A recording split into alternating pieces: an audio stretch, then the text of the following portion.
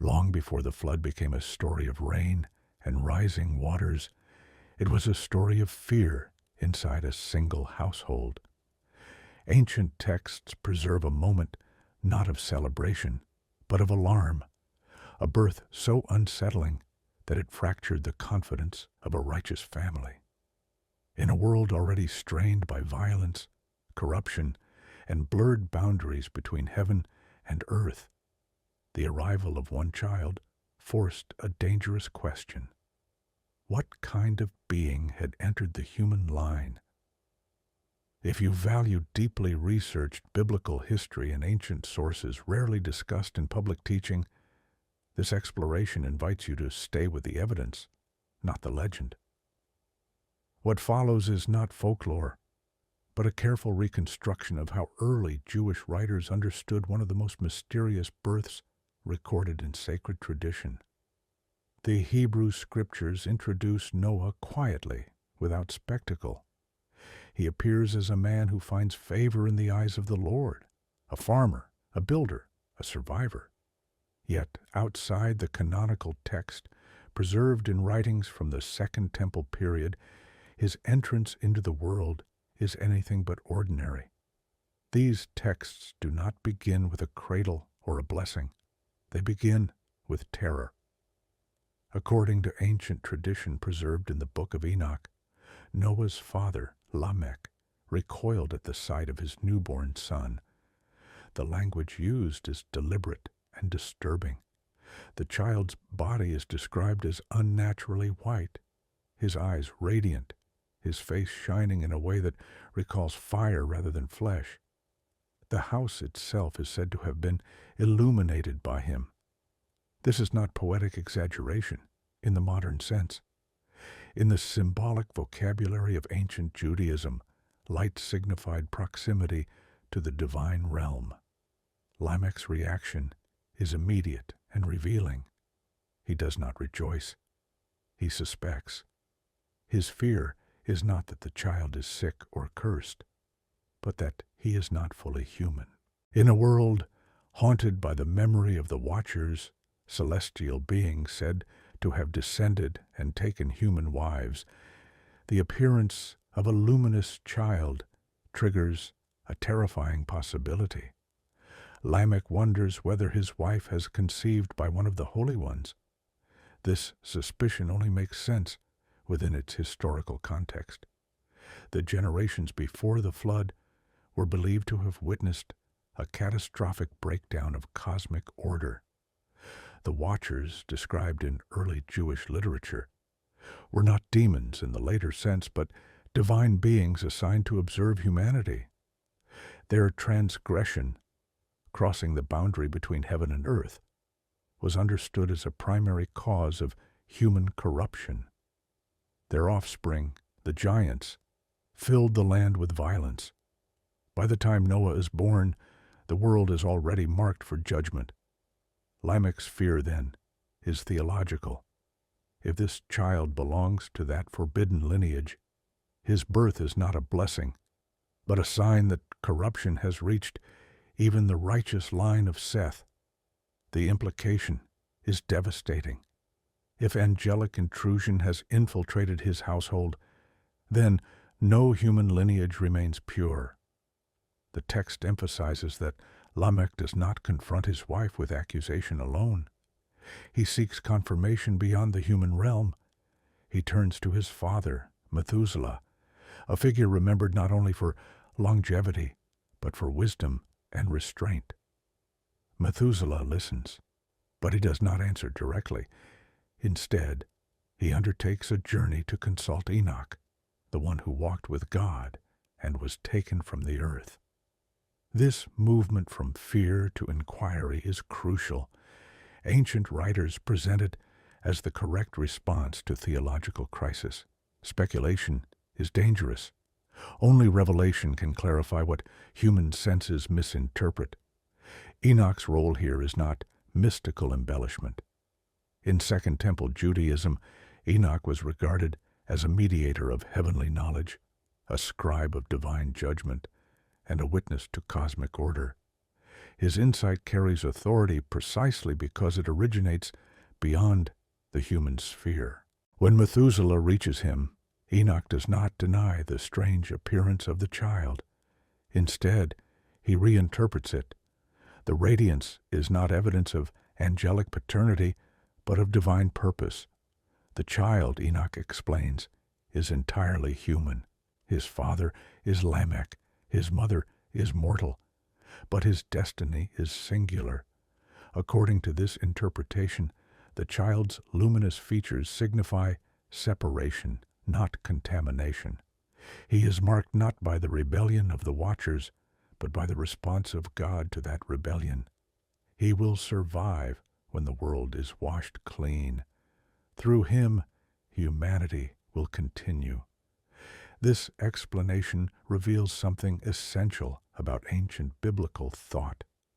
Physical signs were not neutral. Appearance was understood as symbolic, charged with meaning. A shining face did not automatically imply divinity. Moses would later descend from the mountain with a radiant countenance after encountering the presence of God. Priestly garments gleamed, not because the priests were divine, but because they served a divine function. The description of Noah at birth belongs to this symbolic world. Light represents proximity to divine intention. In a time of darkness, the child embodies contrast, yet the anxiety recorded in the text is real. The writers preserve Lamech's fear without sanitizing it. This tells us something important. Early Jewish communities were not attempting to hide theological tension. They acknowledged how close salvation and corruption appeared to one another in the generations before the flood. The emphasis on lineage is also significant. Noah's genealogy is traced carefully through Seth, back to Adam. This lineage is portrayed as the human line set apart from the violence associated with Cain's descendants. The possibility that even this line might be compromised reflects how total the perceived corruption of the world had become. Within this framework, Noah's birth functions as a turning point, not because it introduces something new into humanity, but because it preserves something ancient. Later interpretations would describe Noah as restoring a measure of Adam's original state: righteousness, clarity, obedience. His luminous appearance at birth becomes a visual shorthand for moral distinction rather than supernatural origin. Modern readers often stumble over these descriptions, reading them either as literal fantasy or dismissing them entirely. But to do so misses their function. These texts are not concerned with biology in the modern sense. They are concerned with order, boundary, and divine response to human failure. The fear that Noah might be the son of an angel is not endorsed by the tradition. It is exposed as a misunderstanding born from a world traumatized by transgression. Revelation corrects perception. Humanity is not saved by divine intrusion, but by divine choice working through a human agent. This distinction matters. In ancient Jewish theology, salvation does not come from hybrid beings or corrupted power. It comes from obedience within humanity. Noah's righteousness is meaningful precisely because he is human. The shining face, then, is not a claim of divinity. It is a warning and a promise. A warning that judgment is near. A promise that preservation is possible. By the time the narrative settles, fear gives way to recognition. The child who once caused his father to tremble will become the one through whom life continues. His radiance does not set him above humanity. It sets him within a purpose that will soon reshape the world. The flood story does not begin with water. It begins with light, misunderstood, feared, and finally explained. The fear surrounding Noah's birth did not fade quickly. Even after Enoch's explanation, the memory of that moment lingered like an unresolved echo in a world already bracing for collapse. Ancient writers understood that revelation does not erase anxiety overnight. It reframes it, and so the story moves forward, not into calm, but into watchfulness. Within the cultural memory of the ancient Near East, extraordinary births were never neutral events. They were read as signs embedded in history, signals that the balance between order and chaos was shifting.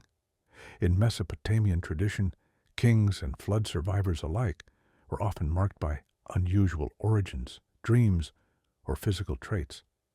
These motifs were not meant to suggest divinity, but destiny. Noah's radiance belongs to this shared symbolic language. What distinguishes the Hebrew and Second Temple traditions is their resistance to mythic exaggeration. The texts do not glorify Noah as semi-divine.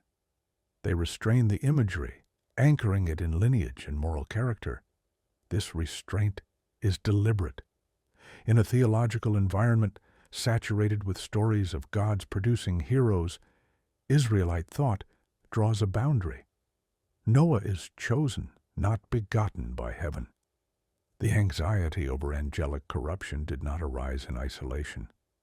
Texts preserved at Qumran reveal how intensely Second Temple communities wrestled with the legacy of the Watchers. Their writings return again and again to the belief that knowledge itself had been weaponized against humanity. Forbidden instruction, celestial secrets, and distorted wisdom were blamed for accelerating violence and moral collapse. Against this backdrop, any sign resembling the heavenly realm was dangerous. Light, paradoxically, had become suspicious. This explains why Lamech's fear was plausible to ancient readers. Radiance could indicate holiness, but it could also signal intrusion. The difference lay not in appearance, but in allegiance. Was the light reflective, or was it invasive? Did it point toward restoration, or toward rebellion? Enoch's clarification reasserts an older theological principle. Divine election does not violate human nature, it elevates it. Noah's appearance is not a breach of order, but a marker within it. His life will not blur boundaries, it will enforce them. This distinction becomes clearer as later traditions expand Noah's role. In some Second Temple interpretations, Noah is portrayed as a teacher of righteousness even before the flood. He warns, instructs, and bears witness against the violence of his generation. His authority does not come from power, but from moral clarity. The light associated with him is ethical, not physical. The idea that Noah restores something Adamic is crucial here. Early Jewish thought held that humanity had lost more than innocence after the fall. It had lost alignment. Adam was created to walk in harmony with divine order, naming creation, cultivating the earth, and obeying a clear command. Over generations, this alignment deteriorated.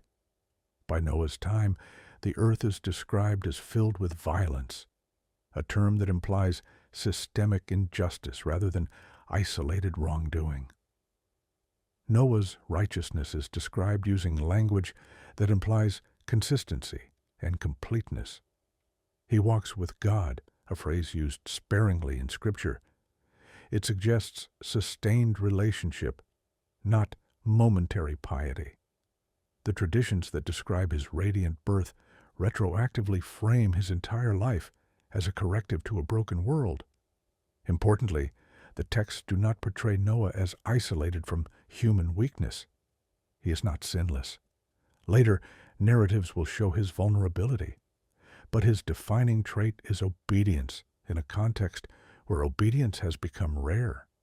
The luminous imagery surrounding his birth functions as a narrative bookend. It introduces a life that will culminate in preservation through destruction, light at the beginning, survival at the end. Between them lies faithfulness. From an academic perspective, these traditions likely served a polemical function as well, by emphasizing that Noah was fully human, yet chosen. The texts counter popular myths that attributed survival or greatness to divine bloodlines. In a cultural environment where kings claimed descent from gods, the Noah tradition insists on a different source of legitimacy. Moral alignment outweighs supernatural origin. This has implications for how ancient communities understood authority. Righteousness is not inherited through celestial lineage. It is demonstrated through action. Noah's favor with God is not automatic. It is observed. The flood narrative itself reinforces this point. God does not rescue Noah because of who his father is, but because of who he is. His genealogy establishes continuity, but his character establishes worthiness. The shining face at birth becomes meaningful only in light of a life lived in obedience. Later, Jewish commentators would emphasize this even more strongly. Some interpret Noah's radiance as metaphorical, representing the clarity of his understanding in a confused age. Others see it as a reflection of divine blessing resting upon him from the beginning. What unites these interpretations is their rejection of angelic paternity as both unnecessary and dangerous. To attribute Noah's righteousness to non-human origin would undermine the moral lesson of the flood. The story does not teach that humanity needed to be replaced. It teaches that humanity needed to be preserved through obedience. The tension between fear and purpose that surrounds Noah's birth mirrors the tension of the pre-flood world itself. Judgment is imminent, but mercy has not withdrawn. The child born amid suspicion will become the means by which life continues, not because he is otherworldly, but because he remains human in a world abandoning its humanity. As generations passed, and these traditions were copied, debated, and preserved, the question of Noah's appearance remained compelling precisely because it touched a deeper issue. What does it mean to be chosen? Does divine favor set one apart from humanity, or root one more deeply within it? The answer given by the ancient texts is consistent. Noah's light does not remove him from the human story. It anchors him within it, as a sign that even in an age defined by corruption, the human line has not been abandoned. The fear that once surrounded his cradle becomes, in retrospect, a testament to how close humanity stood to losing its way entirely.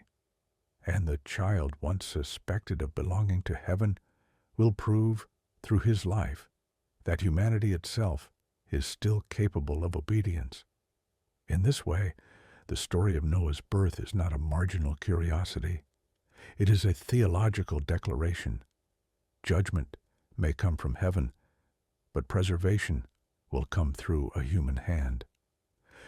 As the traditions surrounding Noah's birth circulated, they did not remain confined to a single text or community.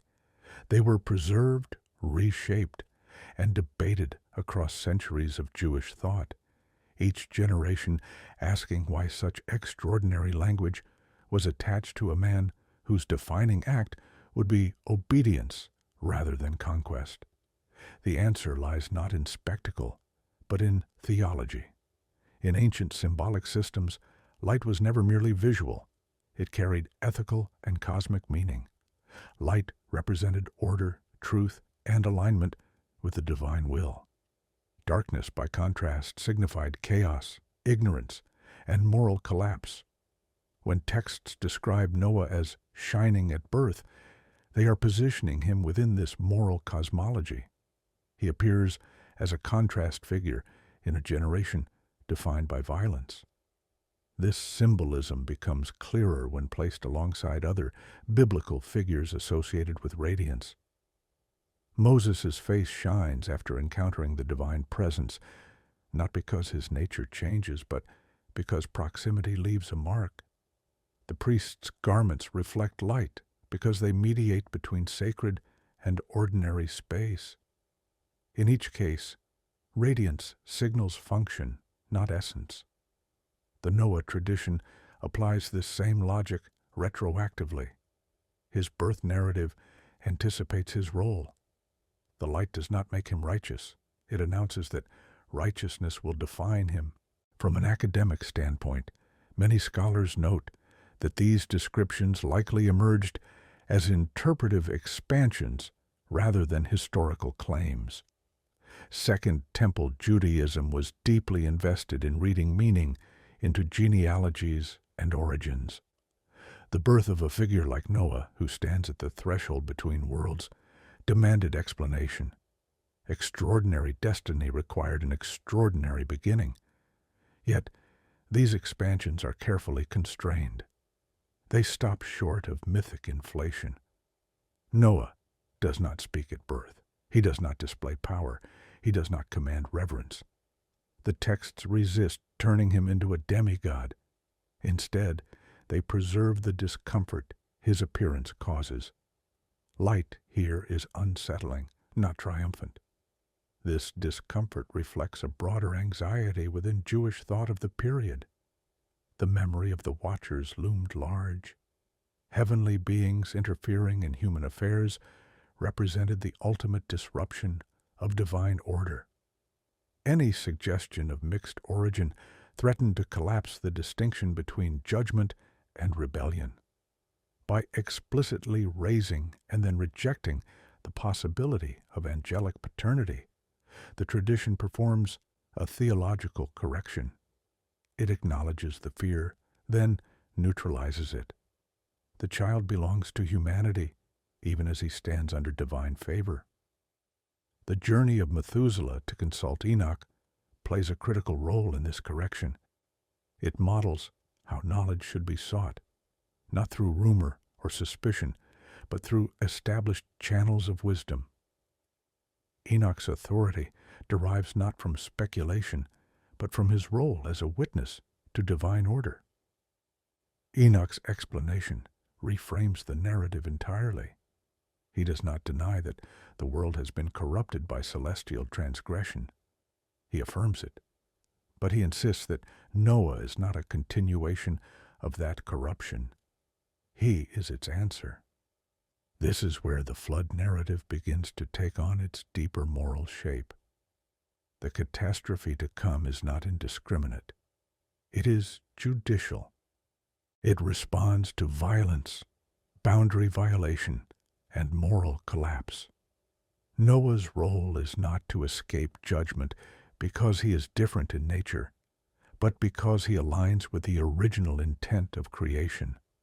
Later, Jewish interpretations emphasize this point by connecting Noah's righteousness to specific behaviors. He is portrayed as just in his dealings, faithful in his family life, and obedient in his worship. These traits are mundane by mythic standards, but radical in a violent age. His life becomes a living critique of his generation. The light imagery at his birth thus functions as a theological thesis. Humanity's problem is not a lack of divine blood, but a loss of divine alignment. Restoration does not require new beings. It requires renewed obedience. This idea would resonate strongly with communities living under foreign rule, surrounded by cultures that celebrated divine kings and heroic ancestry. The Noah tradition offers a counter-narrative. Survival and legitimacy do not flow from power or origin. They flow from righteousness. The texts preserved at Qumran reinforce this reading. In their writings, Noah appears as a foundational figure in a cosmic struggle between light and darkness. Yet, even there, the emphasis remains ethical, Light represents truth, law, and obedience. Darkness represents deception and violence. Noah belongs to the former, not by nature, but by choice. This ethical dualism shaped how these communities understood history itself. The flood was not simply a natural disaster or mythic reset. It was a moral reckoning. Noah's survival validated a worldview in which human action mattered, even when divine judgment loomed. From this perspective, the fascination with Noah's appearance is less about curiosity and more about reassurance. If the one who survives is fully human, then humanity itself is not beyond redemption. The story affirms continuity rather than replacement. The fear that Noah might be the son of an angel represents the ultimate despair, that humanity had become so corrupted that only something other than human could preserve life. The rejection of that fear is the story's quiet triumph. Preservation comes from within humanity, not outside it. As the tradition matures, Noah's radiance fades from literal description and becomes absorbed into his reputation. He is remembered not for how he looked, but for how he lived. The light at his birth gives way to the labor of building, the patience of waiting, and the endurance of faith. This transition itself is instructive. Signs announce purpose, but they do not fulfill it. Fulfillment comes through sustained obedience over time. Noah's story moves from wonder to work. In this way, the ancient texts guide the reader away from fascination with origins and toward reflection on responsibility. The question is no longer why Noah shone, but why his generation fell. And in answering that question, the tradition prepares the ground for understanding the flood not as a tale of destruction alone, but as a moral judgment rooted in human choice. As attention shifts away from Noah's appearance and toward his role, the ancient texts begin to frame his life within a larger cosmic pattern. His birth no longer stands alone as an anomaly. It becomes the opening marker of a generation placed under examination. In this reading, Noah is not merely an individual, but a measure against which the moral condition of the world is weighed. Second Temple writers consistently describe the period before the flood as an age of systemic corruption. Violence is not portrayed as random crime, but as a structure embedded in society. Justice has collapsed. Boundaries between the sacred and the profane have eroded. Knowledge intended for order has been twisted into instruments of domination. Against this backdrop, Noah's righteousness appears almost anachronistic. The traditions emphasize that Noah does not withdraw from the world. He lives within it. He marries, works the land, and raises a family. His distinction lies not in separation, but in resistance. He does not adopt the patterns that surround him. This resistance gives meaning to the earlier imagery of light. Light, in ancient moral thought, does not flee darkness, it exposes it. This idea is reinforced by descriptions of Noah as blameless among his contemporaries. The phrase does not imply perfection, it implies integrity. His life is internally consistent. What he believes aligns with how he acts. In a world defined by contradiction and exploitation, this consistency becomes a form of testimony. Some Second Temple interpretations suggest that Noah actively warned his generation. Whether literal or symbolic, this portrayal reflects a shared conviction. Righteousness carries responsibility. To walk with God is not merely to survive judgment, but to stand as evidence against injustice. Noah's presence becomes accusatory without being aggressive. The luminous imagery of his birth thus acquires retrospective meaning. Light is not passive. It reveals what others prefer to conceal. Noah's life, by contrast alone, exposes the violence of his world. This exposure is not welcomed. Ancient texts imply hostility, mockery, and disregard. The righteous figure is not celebrated. He is ignored. This pattern aligns with broader biblical themes. Prophetic figures are rarely embraced by their contemporaries. Their legitimacy is recognized only in retrospect, often after catastrophe. Noah fits this pattern precisely. His vindication comes not through influence, but through survival. The flood itself is framed in moral language rather than mythic excess. The waters respond to corruption. They undo a world that has unmade itself. Ancient writers emphasize that the earth is ruined before it is destroyed. Judgment follows degeneration, not the other way around. Within this framework, Noah's role is carefully limited. He does not initiate judgment. He does not command the elements. He obeys instructions. This obedience is radical in its simplicity. He builds according to command. He enters when told. He waits when confined. His faith expresses itself through patience rather than power. The restraint of the narrative is intentional. In contrast to Mesopotamian flood heroes who bargain with gods or outwit fate, Noah submits. This submission is not weakness, it is alignment. The same alignment signaled by his radiance at birth now governs his actions. Ancient Jewish commentators note this continuity. The child whose appearance unsettled his father becomes the man whose obedience steadies the future. The extraordinary gives way to the faithful. In doing so, the narrative strips away any temptation to mythologize Noah beyond his humanity. The ark itself becomes an extension of this theme. It is not described as a magical vessel. It is a structure built through labor, time, and endurance. Its purpose is preservation, not conquest. Inside it, hierarchy collapses. Human and animal life are held together in shared vulnerability. This shared vulnerability reinforces the theological message. Noah is not saved because he is different in essence, but because he participates rightly in creation. He protects life rather than exploiting it. In a world defined by consumption and violence, preservation becomes the highest moral act. The luminous beginning of Noah's story thus resolves into a quiet, demanding ethic. Light is not spectacle. It is responsibility. To be marked is to be accountable.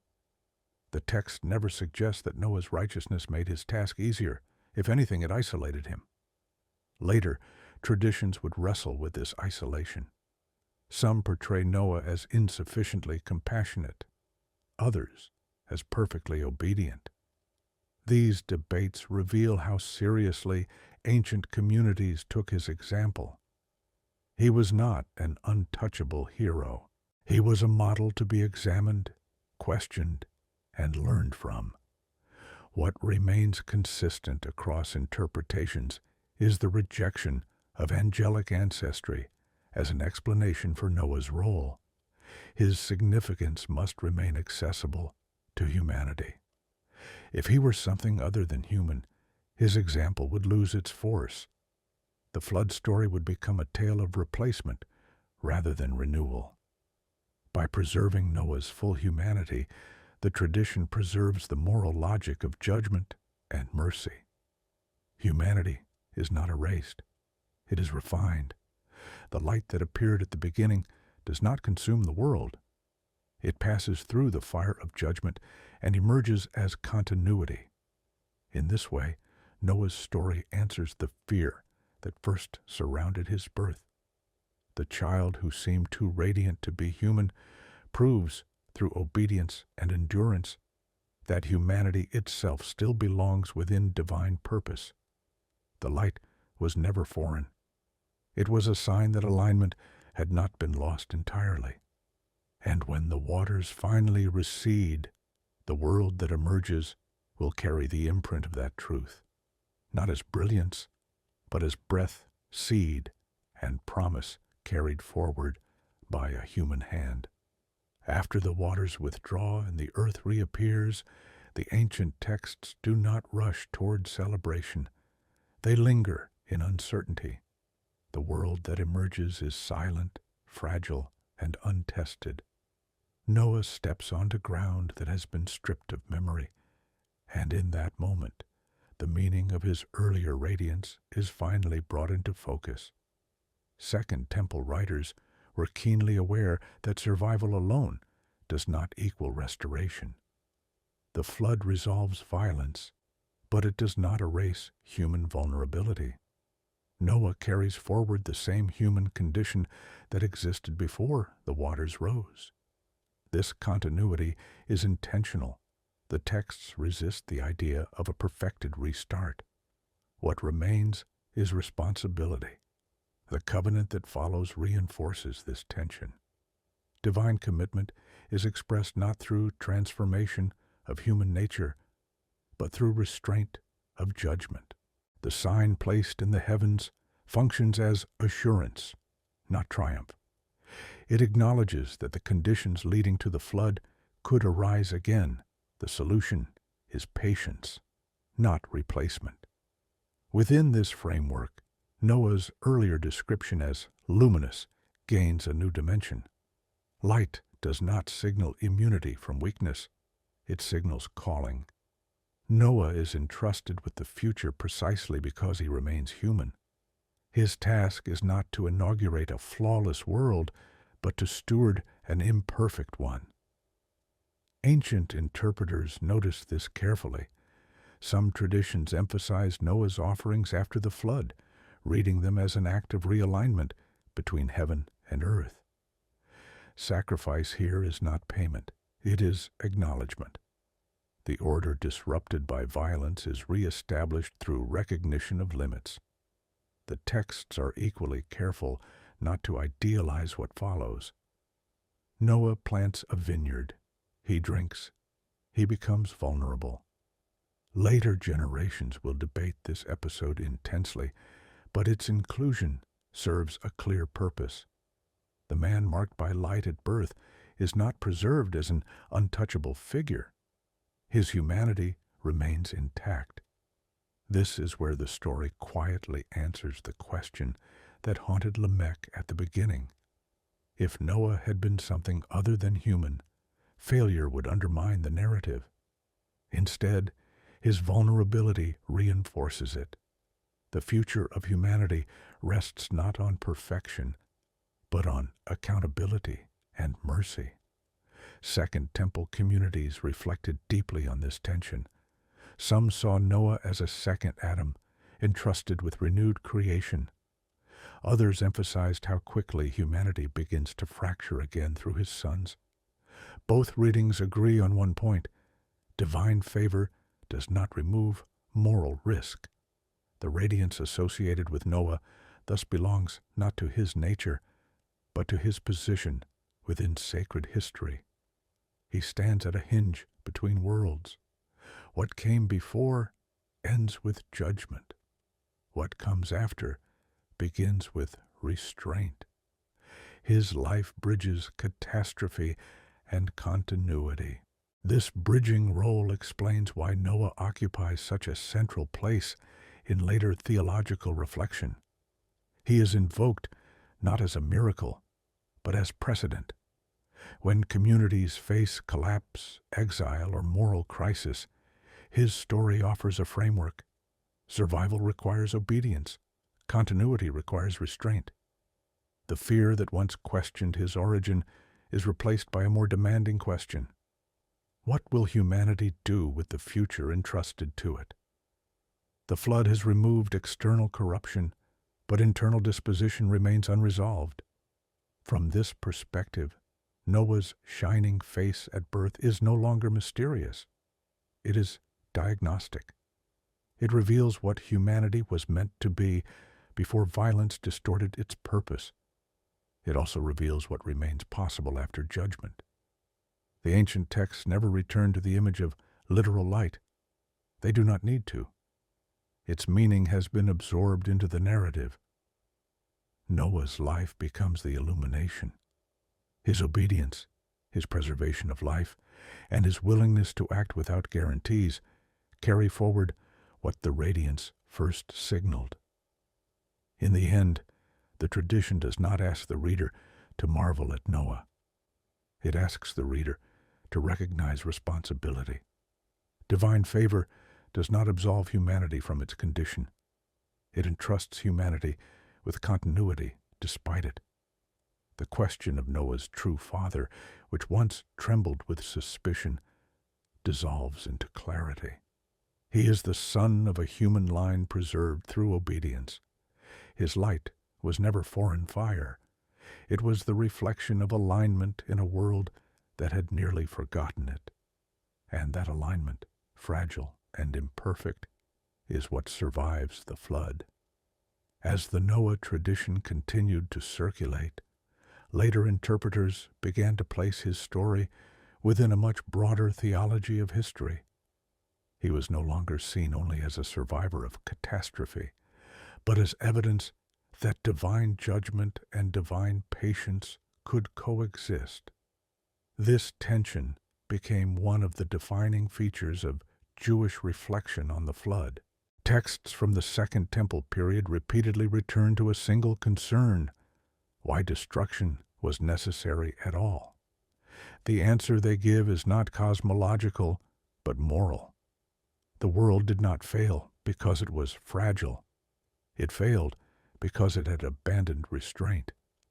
Violence is described not merely as bloodshed, but as the misuse of power, knowledge, and authority. Creation itself is portrayed as groaning under this distortion.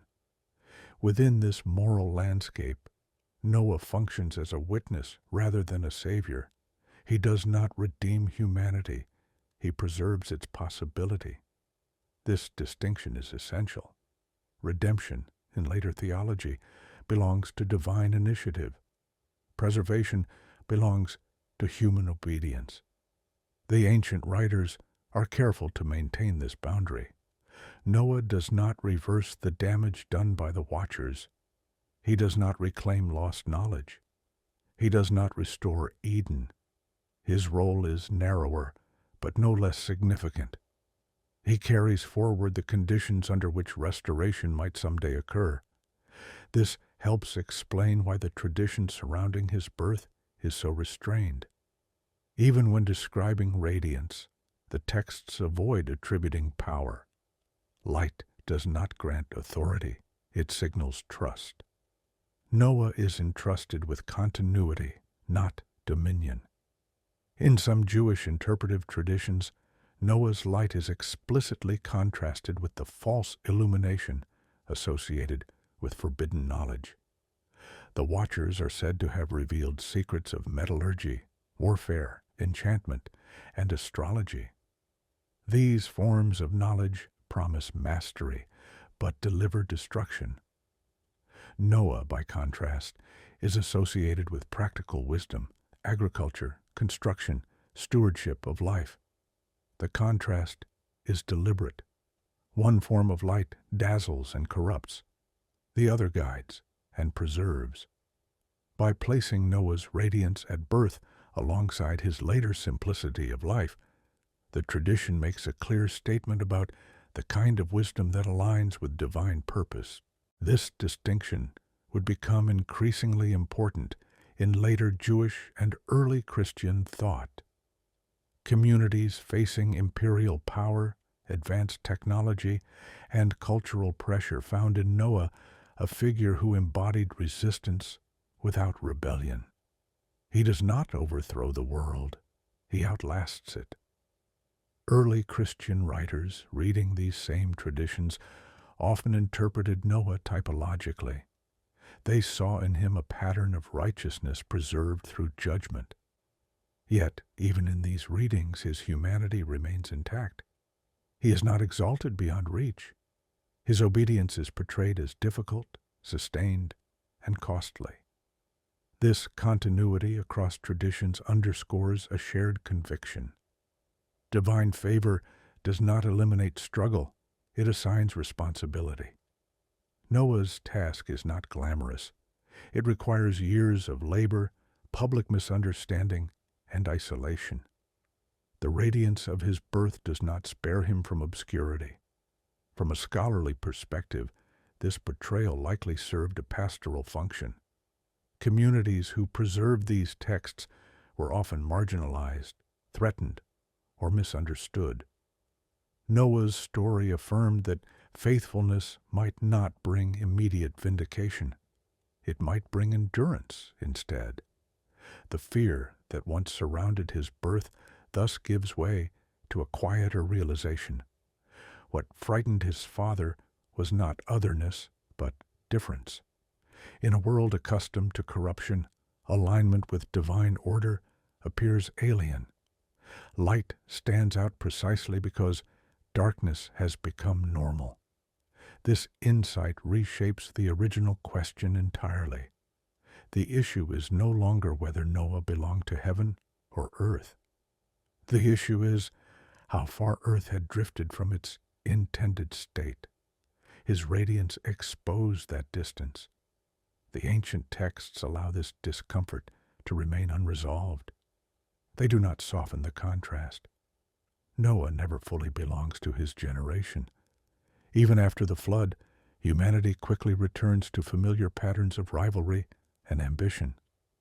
The preservation he embodies is fragile, yet the tradition insists that fragility does not negate value. Continuity, however imperfect, matters. History is not reset through annihilation, but carried forward through trust placed in human obedience. In this light, Noah's story becomes less about catastrophe and more about limitation. Judgment has boundaries. Mercy has patience. Humanity has responsibility. The light that once filled a room at his birth becomes, over time, a principle guiding history itself. What survives the flood is not purity, but possibility. And that possibility remains rooted in humanity, flawed, yet entrusted, walking forward under restraint rather than glory. By the time these traditions reached their later stages, the question of Noah's radiance had become inseparable from questions of human responsibility after judgment. The focus shifts decisively away from origins and toward consequence. What does it mean to carry the future of the world when destruction has already proven necessary once? Second Temple texts increasingly portray Noah as a boundary figure not only between eras, but between expectations. He stands between a world that imagined judgment would solve corruption and a reality that quickly proves otherwise. The post-flood landscape is cleaner, but not healed. The texts are honest about this. Violence does not disappear, it reorganizes. This realism shapes how Noah is remembered. He is not celebrated as the man who fixed humanity. He's remembered as the man who was trusted with it. That trust, once given, does not guarantee success. It guarantees accountability. Later, Jewish reflection emphasizes this point by drawing attention to what follows the flood. Human ambition reasserts itself. Power concentrates. The desire to secure permanence without restraint emerges again. The earth is spared from water, but not from pride. In this sense, the flood becomes a warning preserved in memory rather than a solution embedded in history. Noah's earlier radiance takes on a sobering meaning here. Light does not abolish darkness, it limits it. The world continues, not because it has been purified beyond failure, but because judgment has chosen patience over erasure. Noah's life embodies this shift. He is not the end of divine response, but the beginning of restraint. Some traditions read this restraint as an act of divine humility. The commitment not to destroy the earth again acknowledges human fragility as a constant condition. The burden of history moves forward under limits rather than absolutes. Noah, as the first recipient of this restraint, becomes its witness. The anxiety that once questioned his origin now transforms into a different concern. If humanity remains capable of corruption even after judgment, then survival alone is insufficient.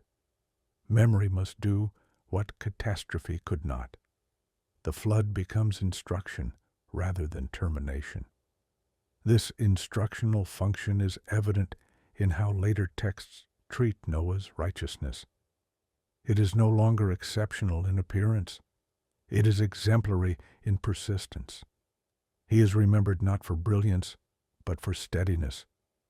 His life suggests that alignment with divine order is not dramatic, it is sustained. This portrayal stands in sharp contrast to heroic models dominant in surrounding cultures. There are no feats of conquest, no expansion of empire, no mastery over rivals. The achievement that matters is endurance without domination. Preservation replaces victory as the measure of success. From a theological perspective, this shift is decisive. It redefines what it means to be favored. Favor is not exemption from struggle. It is trust placed in one who will carry responsibility without guarantee of outcome. The fear that Noah might belong to the heavenly realm now appears almost ironic. Nothing in his later life suggests transcendence. His story is marked by labor, limitation, and exposure. If anything, he appears burdened by the weight of continuity. This burden gives coherence to the traditions that emphasize his humanity so strongly. To imagine him as anything other than human would collapse the moral logic of the narrative. Only a human being can carry responsibility forward under uncertainty. The radiance at his birth thus becomes the last moment of spectacle in his story. Everything that follows is ordinary in appearance and demanding in substance. The extraordinary recedes so that obedience can take its place. In preserving this pattern, the ancient texts make a quiet but radical claim. History does not advance through moments of brilliance alone. It advances through sustained alignment in the absence of assurance. Noah's light does not return because it is no longer needed. Its meaning has been absorbed into memory and obligation. The question that began in fear, who is this child, has been replaced by a harder question. What will humanity do with the future it has been given? The tradition does not answer that question optimistically. It answers it honestly. Noah stands at the beginning of a long restraint, not a final solution. His story insists that judgment can limit evil, but only responsibility can carry the world forward. As later generations returned to the story, Noah's figure began to function as a reference point for understanding divine justice itself. He was no longer viewed only through the lens of catastrophe, but as a test case for how judgment and mercy coexist within history. The flood was absolute. The world that followed was conditional. Second Temple interpreters noticed this tension and explored it carefully. If judgment had been total once, why was it restrained afterward? The answer they developed did not lie in human improvement, but in divine commitment. The world continued not because it was safer, but because it was remembered. Memory becomes a central theme here. The flood is preserved in narrative so that it does not need to be repeated in reality. Noah's survival turns catastrophe into instruction. The story functions as a boundary placed within time, warning without annihilating. Within this framework, Noah's radiance at birth appears almost ironic. Light introduces a life that will be defined by memory of darkness. He becomes the carrier of a warning that others did not heed. His life stands as evidence that destruction was not arbitrary and restraint was not naive. Texts preserved among the Dead Sea Scrolls reflect this understanding. Communities there saw themselves as living in an age similar to the one before the flood, marked by corruption, false authority, and distorted knowledge. Noah's story offered them a way to understand their own moment. Judgment had precedent. So did patience. This self-identification explains why Noah is often associated with instruction rather than power. He does not command armies. He transmits memory. In a world that forgets quickly, remembrance becomes resistance. The earlier fear that Noah might be other than human dissolves completely at this stage of interpretation. His value lies precisely in his limitations. He does not prevent future rebellion. He does not secure permanent peace. He preserves the possibility of response. This possibility is fragile. The texts never hide that fact. Human history after the flood is marked by repetition rather than resolution. Ambition returns. Violence reorganizes. Power concentrates again. The difference is not outcome, but accountability. Noah's story establishes that accountability can exist even when failure is expected. Judgment no longer arrives without warning. Memory stands between humanity and erasure. In this sense, Noah becomes less a hero and more a witness. His life testifies that the world was once judged, and that restraint now governs divine response. The radiance of his birth becomes the sign of a witness prepared before the testimony was needed. Scholars often note that this pattern aligns with broader biblical theology. Judgment reveals truth. Mercy preserves time. History unfolds within the space created by restraint. Noah occupies the first moment of that space. The ancient writers were careful not to romanticize this role. Witnessing is costly. To remember catastrophe while others pursue ambition creates tension. Noah's isolation does not end with the flood. It becomes quieter, but no less real. The narrative allows this discomfort to remain. It does not resolve it with triumph. Instead, it lets the burden of memory pass silently into future generations. The flood recedes into story, but its implications remain active.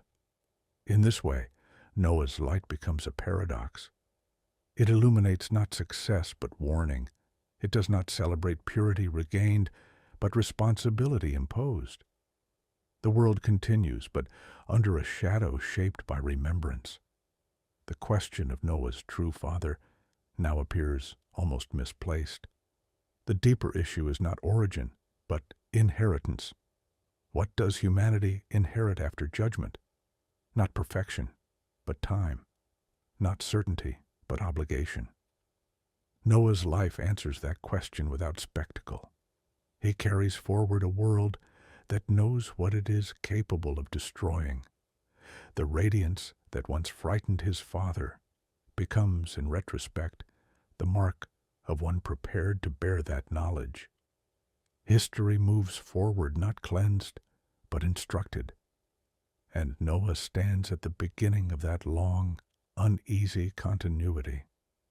As reflection deepened, later Jewish and early Christian scholars began to examine the language used in Noah's birth story with increasing precision. The question was no longer whether the imagery was literal, but why such imagery was necessary at all. What problem did it solve within the tradition? Many scholars point to the polemical function of the narrative. By explicitly introducing the fear of angelic paternity and then rejecting it, the tradition draws a firm boundary around divine involvement in human history. Heaven may judge, heaven may instruct, But heaven does not replace humanity as the bearer of responsibility. Noah's story closes that door deliberately. This boundary mattered profoundly in an age saturated with myths of divine kingship. Throughout the ancient Near East, rulers claimed descent from gods to justify authority and violence. By contrast, the Noah tradition undermines that logic. The man through whom the world survives has no divine bloodline, no supernatural authority, and no right to dominate. His legitimacy rests entirely on obedience. The luminous imagery at birth therefore functioned as a controlled symbol. It attracts attention only to redirect it. Readers are invited to ask dangerous questions, then guided toward a restrained answer. The child is extraordinary, but not transcendent. Chosen, but not transformed. This interpretive move protects the moral architecture of the flood narrative. If Noah were saved because of altered nature, the judgment would appear arbitrary. If he were saved because of righteousness, judgment becomes intelligible. The tradition insists on intelligibility, even at the cost of mystery. Modern scholarship overwhelmingly supports this reading. The consensus is that these birth traditions reflect theological anxiety rather than historical memory.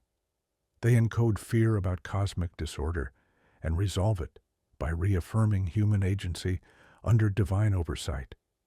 The brilliance is symbolic, not genetic. This symbolic reading also explains why the texts never develop the imagery further. There is no cult of Noah's light, no ritual remembrance of his appearance. The tradition lets the image dissolve into meaning. Once its function is complete, it quietly disappears. The focus returns instead to law, covenant, and restraint. The future of humanity will be shaped not by signs, but by boundaries. The covenant establishes limits on violence, both divine and human. Judgment is restrained, bloodshed is regulated, creation is protected. Noah's role in this shift is foundational, but limited. He does not legislate. He receives. He becomes the first human to live under a promise that destruction will not be total again. This promise redefines history itself. Time becomes a space for response rather than inevitability. The early Christian writers who revisited Noah's story did so cautiously. They resisted the temptation to elevate him beyond his function. Even when drawing typological parallels, they preserved his humanity. The lesson remained consistent. Preservation comes through obedience, not altered essence. By this stage, the original fear surrounding Noah's birth has been fully inverted. What once appeared threatening is revealed as necessary misunderstanding. The fear exposes how distorted the world had become. When righteousness appears alien, the problem lies with the world, not the righteous. This inversion sharpens the final meaning of the radiance. Light did not make Noah different. It revealed how far humanity had drifted from alignment. His appearance was unsettling because goodness had become unfamiliar. In that sense, Noah's birth story becomes diagnostic of an age rather than descriptive of a body. It tells the reader more about the world that reacted in fear than about the child who inspired it. The tradition leaves the reader here deliberately. There is no final explanation offered, no exhaustive clarification. The ambiguity remains just enough to unsettle, but not enough to mislead. Noah is human. Judgment is real. Mercy is restrained. Responsibility continues. What remains is continuity under awareness. Humanity moves forward knowing that it once stood on the edge of erasure and was spared. That knowledge becomes the moral inheritance Noah carries forward, not in light, but in memory. And it is this inheritance not his appearance, not the fear it caused, that defines his true significance in the history of judgment and mercy. When the tradition reaches its conclusion, it does not return to spectacle. It returns to meaning. Noah's story ends not with light, but with inheritance, with what remains in the world because he lived, obeyed, and endured. The question that once dominated his birth fades entirely, replaced by a quieter and more demanding truth. The fear that Noah might not be fully human is revealed in the end as a projection of a broken age. A world accustomed to corruption could no longer recognize alignment when it appeared. What shone was not foreign fire, but a reminder of what humanity had been meant to reflect all along. This realization carries weight. It means the crisis before the flood was never about biology or origin. It was about distance from purpose. When obedience becomes rare, it looks unnatural. When restraint disappears, righteousness appears threatening. Noah's radiance exposed that inversion. The ancient texts allow this conclusion to stand without embellishment. Noah is not elevated into legend. He fades into genealogy. He plants, fathers, ages, and dies. History moves forward without him, carrying both the warning and the burden he preserved. This restraint is intentional. It ensures that the flood remains a moral event, not a mythic cycle. Judgment does not repeat endlessly. Mercy holds time open. Humanity is neither abandoned nor perfected. It is entrusted. In this light, the question of Noah's true father resolves itself completely. He is the son of a human line that nearly collapsed under violence and was spared through obedience. His legacy is not power, purity, or transcendence. It is continuity under limits. The shining face that once frightened his father no longer needs explanation. Its meaning has unfolded across a lifetime and into history itself. Light announced responsibility. Obedience carried it forward. Memory preserved it. The story closes where it began, not with heaven intruding into humanity, but with humanity standing under divine awareness. The world survives not because it deserves to, but because restraint has been chosen over erasure. And so, Noah remains what the tradition insists he always was: fully human, fully accountable, and trusted with the future when the world had nearly lost the right to one.